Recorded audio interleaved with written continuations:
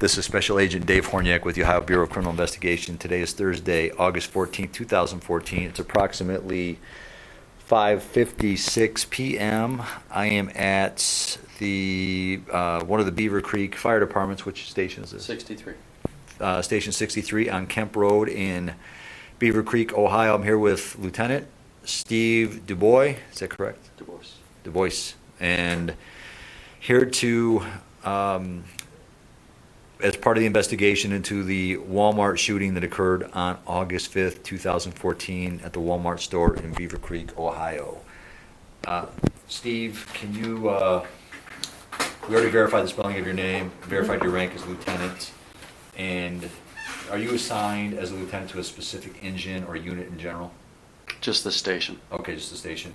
Were you involved in the response to the Walmart store on August 5th, 2014? Yes, I was. Okay, were you a part of a specific unit that night? Engine 63. Okay. And how did you first become aware of the incidents occurring at Walmart? We were dispatched through our Beavercreek PD dispatching system. Okay, were you specifically dispatched, your unit, your engine? Yes. Okay. Yes. And what was the dispatch that came through, do you recall? Verbatim, no, but it was a shooting at Walmart. Okay, shooting at Walmart. Okay, and you responded to Walmart with engine 63, and anything pertinent happened en route? I just asked for some more information as to our approach because of the nature of the call. Sure. And was told to meet him at a particular entrance, which was by the main entrance. Okay. An officer would be there to guide us in. Okay. Did you learn any more details about the shooting at that time?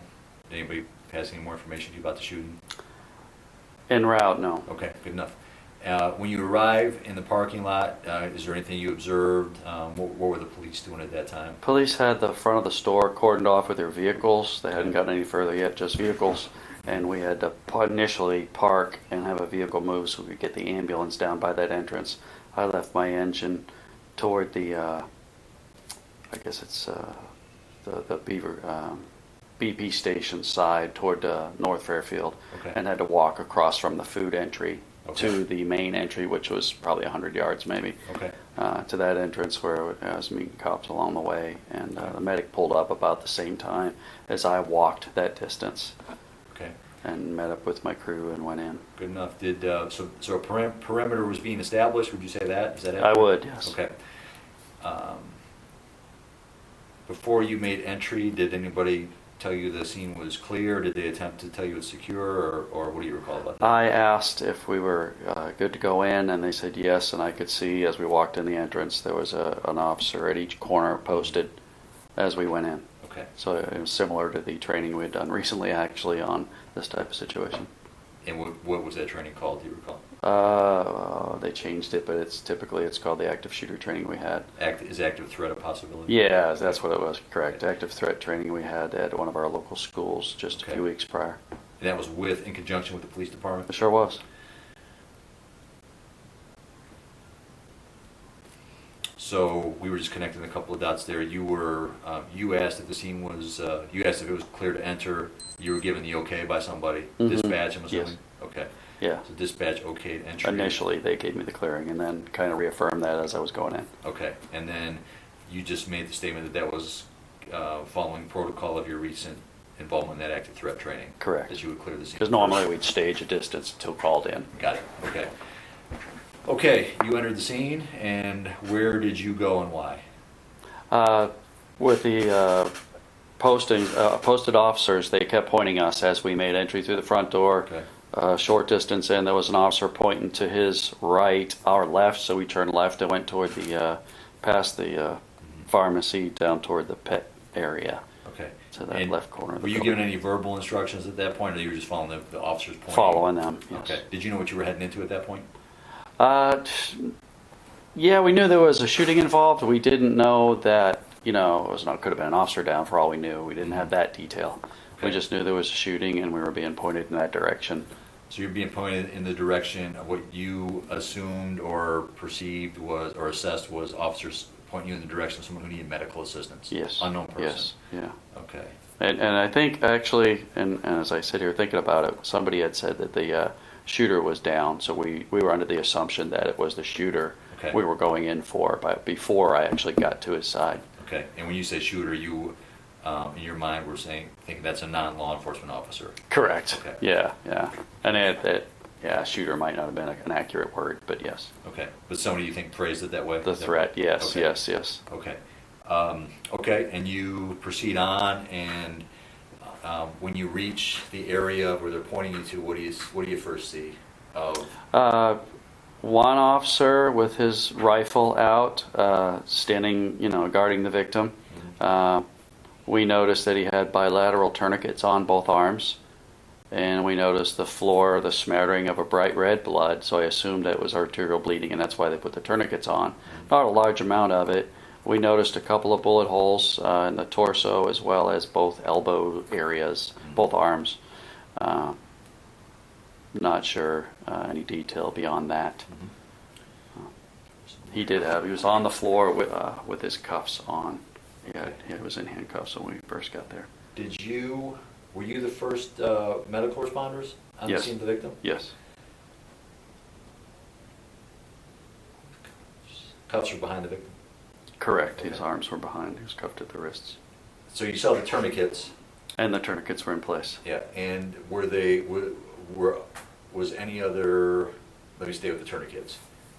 Who put the tourniquets on? Do you know, or do you? I ended up giving radio traffic to other responding units to let them know that I was going to take command inside the building, Okay. and they realized in the scope because we also had another emergency within the store.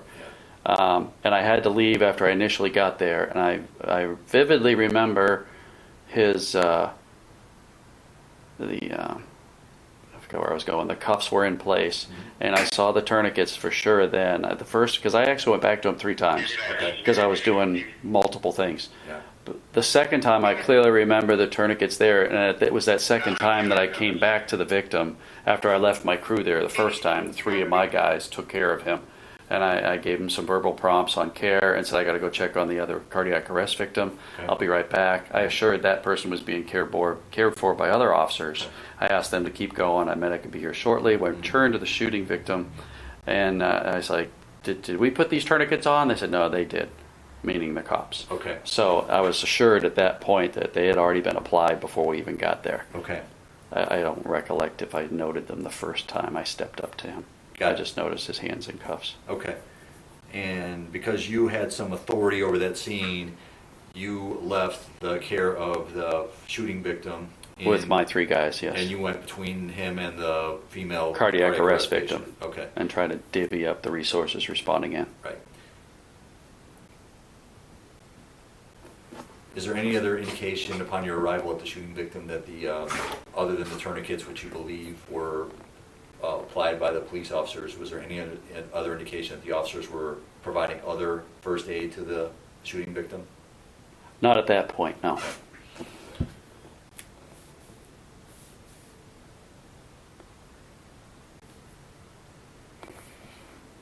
Excuse me.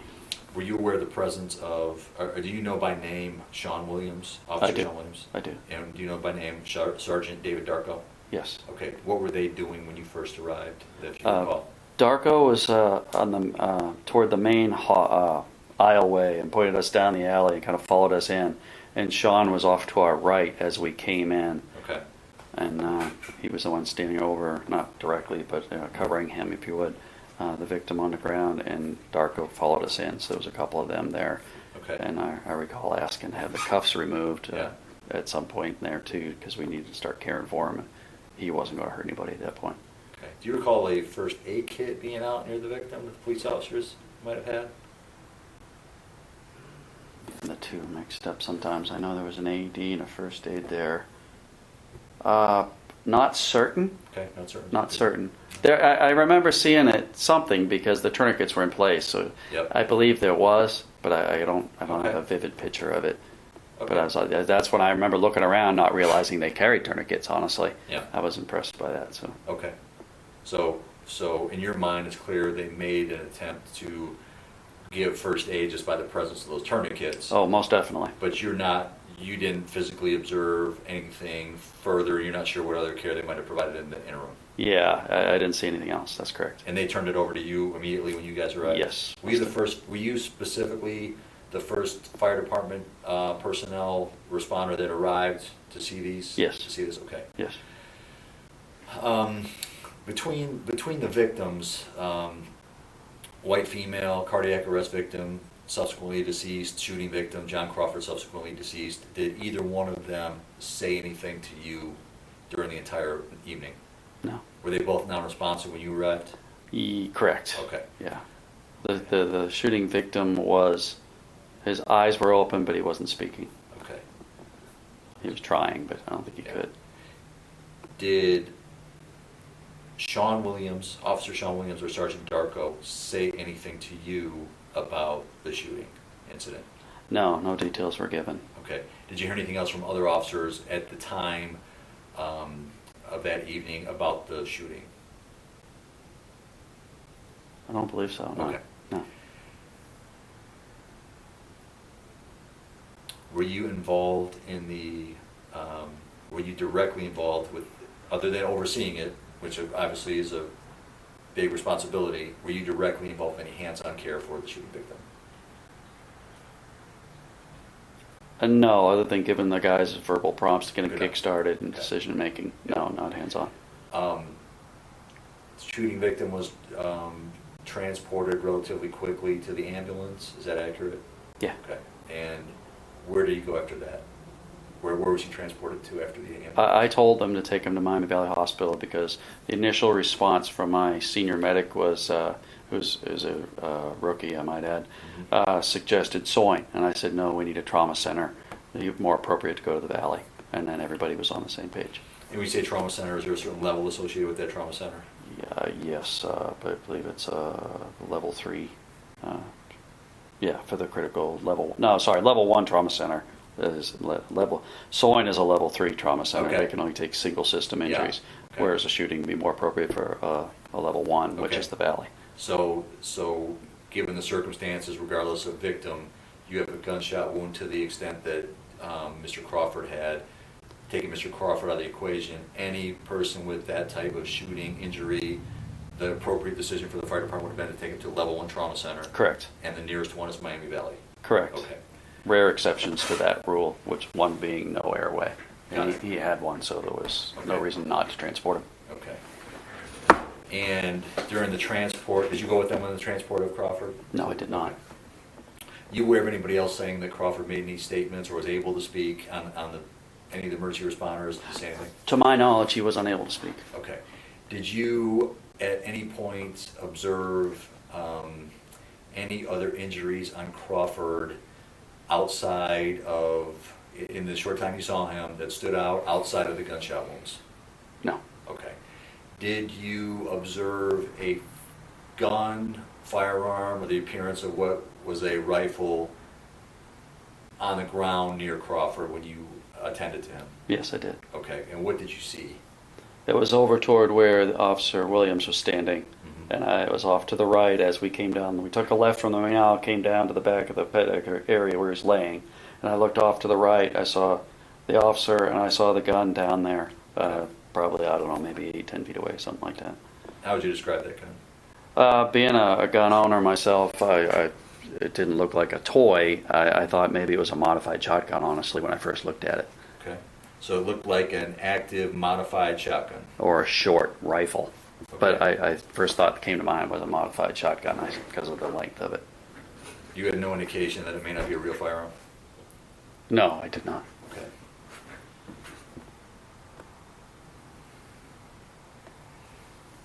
Did you ever examine it more closely, or you just take that first look? Okay. Yeah, just that initial look. Might have took a secondary look, but I never got near it. I knew better.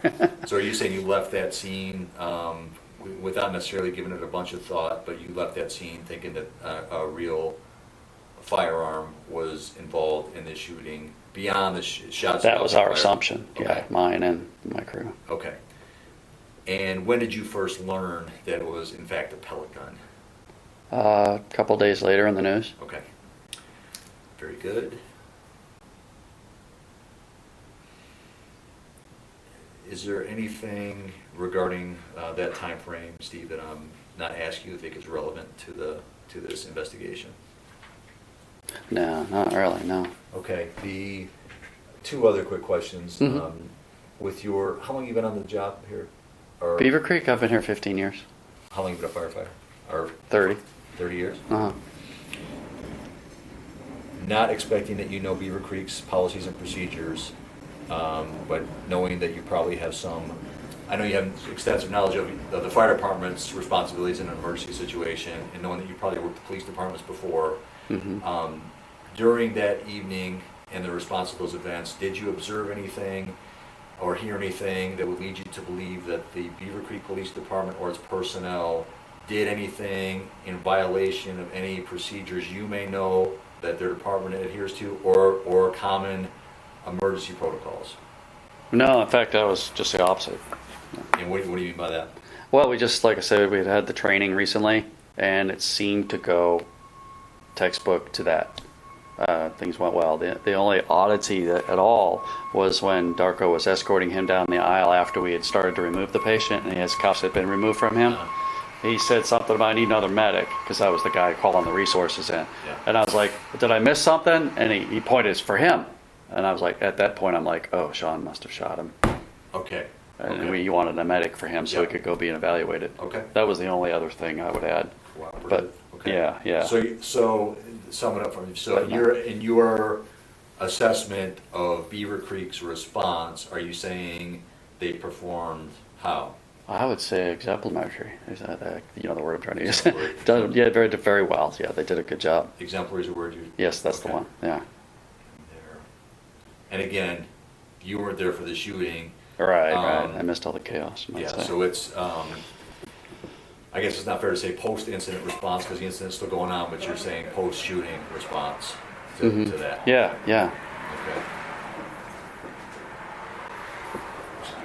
Yeah. Well, but, And in the same regard, if, again, only what you observed or heard during that in your assessment, did the Beavercreek Police Department, any of its personnel, violate any laws during their response to that shooting? certainly not to my knowledge. Okay.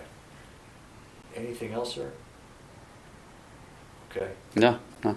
It's 6:14, terminating the interview.